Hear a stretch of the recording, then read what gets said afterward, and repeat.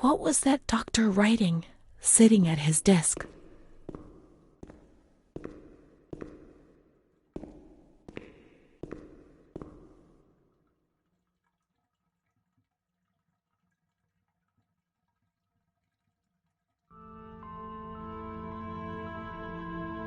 September 7th, 1938.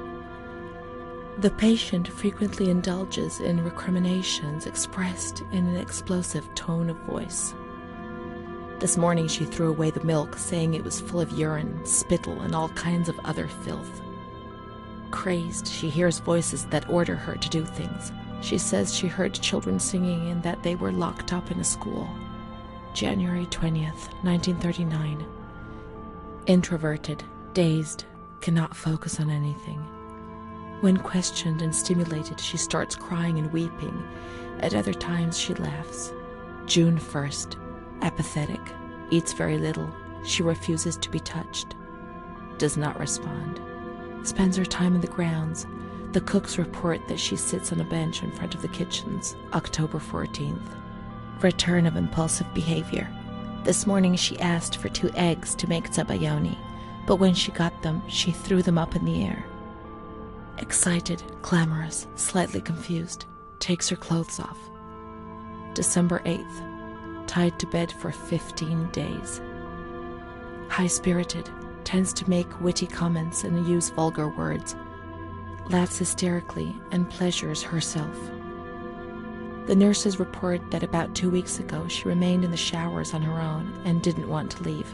They said that when they took her away, she swore at them and then lashed out and bit them. 2 nurses had to be treated for their injuries. They've kept her tied to the bed since then.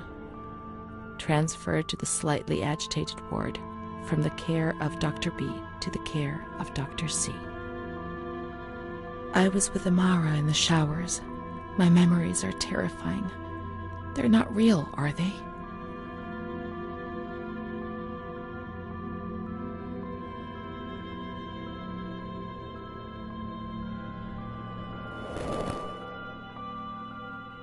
December 15th. Dr. C. Patient notes. The abnormality of her psychic state has induced her to lead a life which is irregular and tends towards delinquency. Of fickle and flighty character, she regularly discards her household duties and engages in occasional prostitution. Prostitution? No one would have ever believed a lunatic, let alone a lunatic who lives in the worst sort of sin. Could such a person ever have been subject to sexual violence? Certainly not.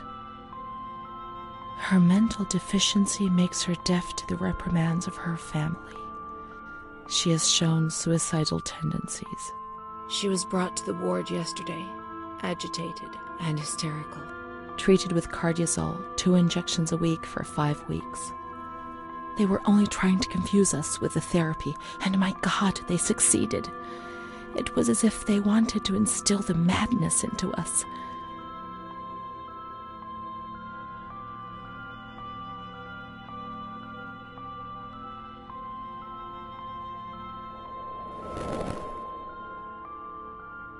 June 2nd. After a long period of calm and improvement, the patient is very agitated today and vehemently refuses to submit to a gynecological examination. She swears and curses those helping her, flailing her arms and hitting them. According to reports by Dr. B, the patient has been subjected to periodic checkups since she had a spontaneous abortion about 2 years ago in her 3rd month of pregnancy. Conception occurred after she had sexual intercourse with a stranger who sneaked into the hospital grounds.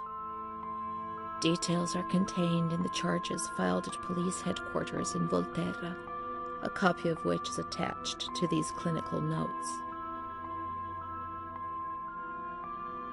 ES therapy. That's how the reality is concealed. It has all been planned very carefully.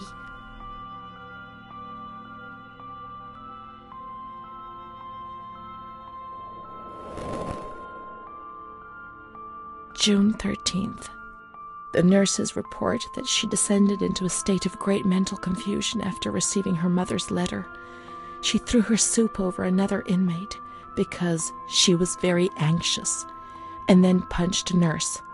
Impulsive, flails about her. She rails against the doctor in vulgar terms while he is examining her, lashes out and spits. Block all correspondence to give the patient no further reason to become agitated. August 20th, tied to bed. The nurses report that the patient is extremely agitated after the visit of a relative or family friend. 2 days later, she is still shouting all the time that he commands her, that she must obey and harm herself, and that she is not Charlotte. All visits forbidden, constrained to bed, and intensification of ES therapy until we achieve results. No contact with the outside. That way nobody knew what was happening within these walls.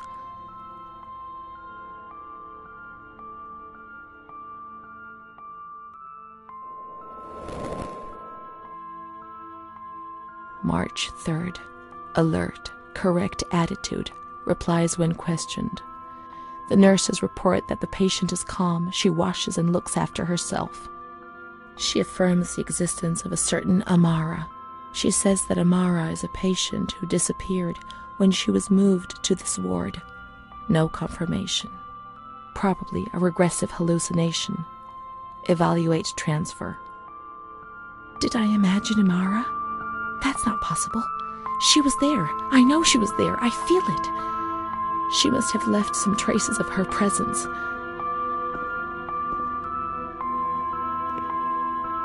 We can look for her things in the storeroom containing the bundles of the patient's belongings on the upper floor.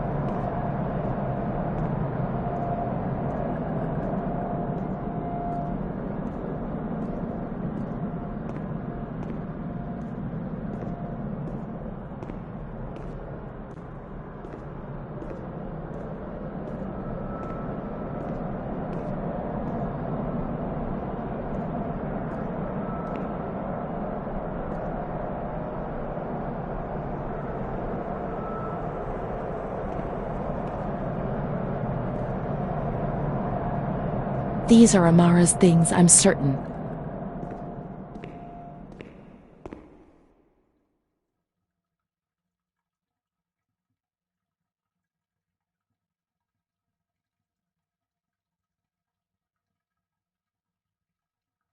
Here we are together. How could I have imagined for a single moment that she never existed?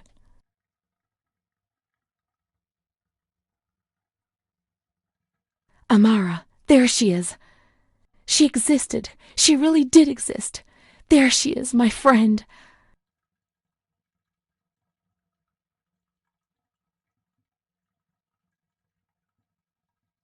March 12th, 1938. The young girl Renee arrived today. Poor thing, she was terrorized. You see, she remembers the first time we met. I talked to her mother, the dear lady, and she expressed her fears to me, and I promised I'd keep an eye on her daughter. The lady told me her daughter's doll had been taken away, and this worried her, because when she becomes depressed, as she is now, Renee barricades herself in her room and can't communicate. The doll becomes her voice, eyes, and ears. Dr. B said I'll soon get out of here. I'm sorry. I'm so sad to leave Renee. I won't be able to protect her anymore. My poor friend. She was hoping to be able to get out of here, but nobody ever leaves this place. That poor girl is really ill. I am the only one she ever speaks to. I told her I was leaving, and she stared at me, saying that I would never leave. It was quite unnerving, and then she started to cry. I felt like crying too. She didn't say anything else. What worries me is that I'm sure that terrible man is watching her. He was the one who brought her here, and of all the good people, why did it have to be him? She knew. I told her everything. She knew about that man. That's why they wanted to make her disappear from my life. But I instructed a nurse friend of mine to keep an eye on her, and I'm sure she will, because she's a good woman. Her friend the nurse. I vaguely remember. She worked on this ward.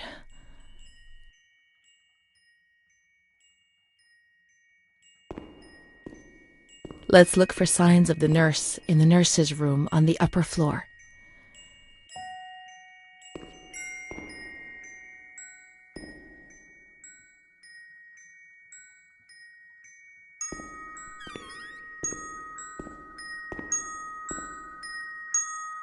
She worked mostly in the Maragliano pavilion. Let's get out of here and find that pavilion. Renee was alone here. Charlotte had abandoned her. And without Charlotte, Renee couldn't communicate with the outside world. Mother knew that.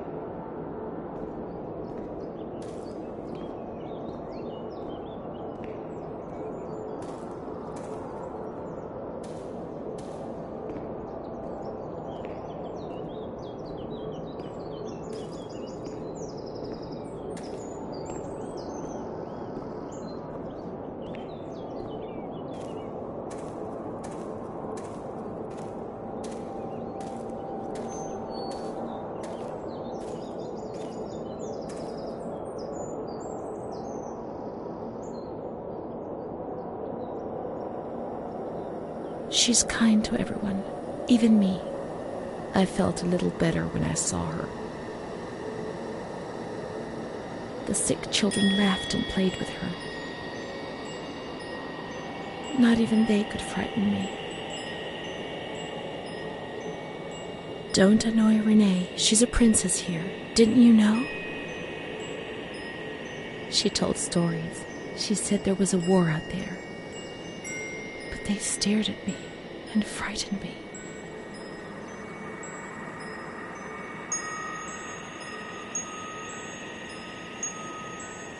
They would come to look for me in the evening, and then no one would have protected me. Not even you, Charlotte. Am I right?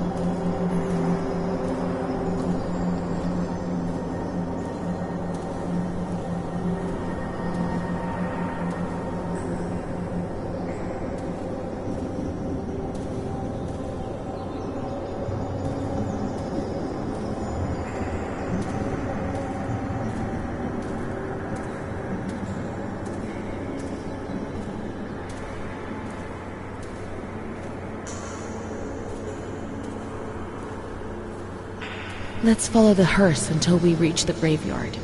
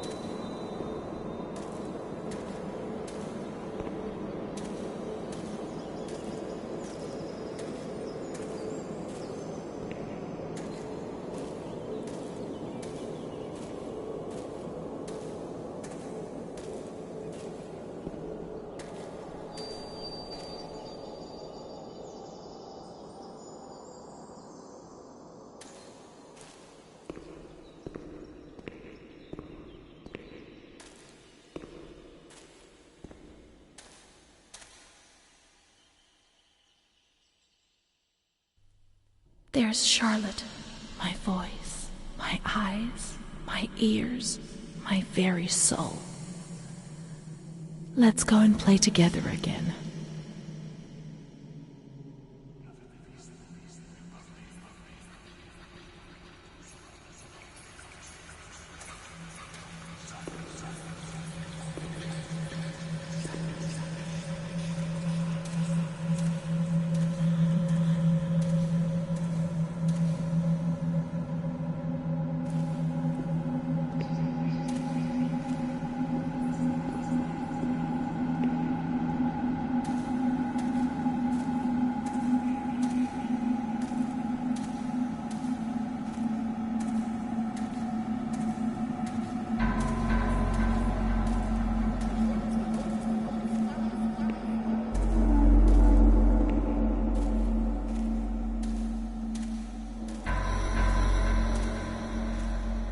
My voice, to say what?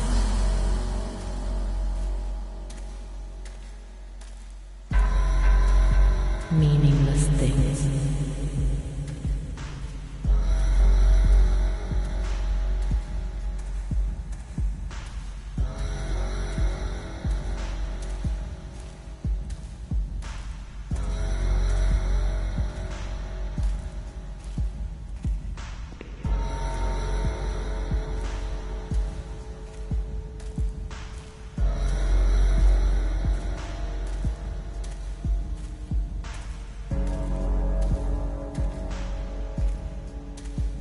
Be offensive to others, get into trouble. Eyes to see desperate people. In the mirror, the shadow of my former self. Gaunt, worn out, they're killing me slowly, day after day.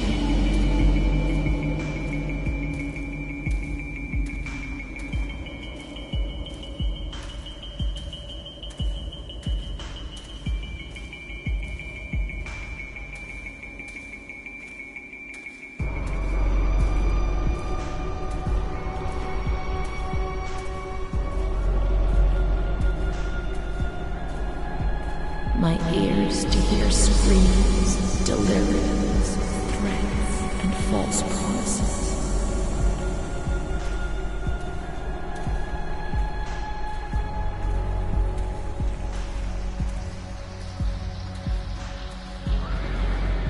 It'll be all right. Everything will pass.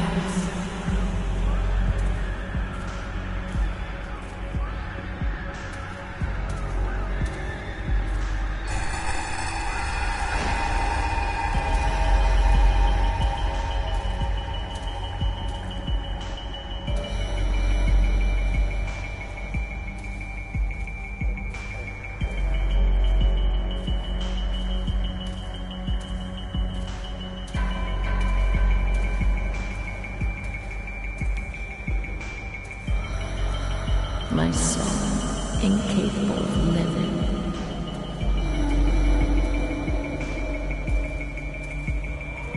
Of fitting into a world which it finds alien.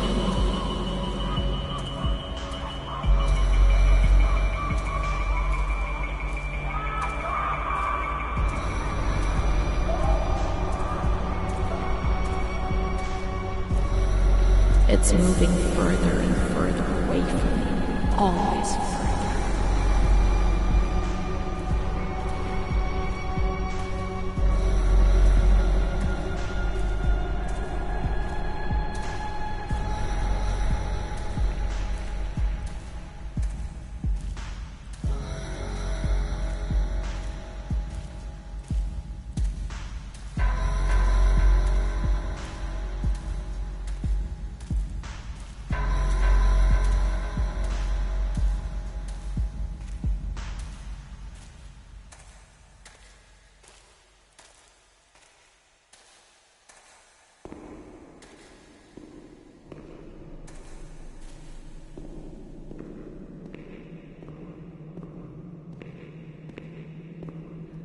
Let's go and play together again.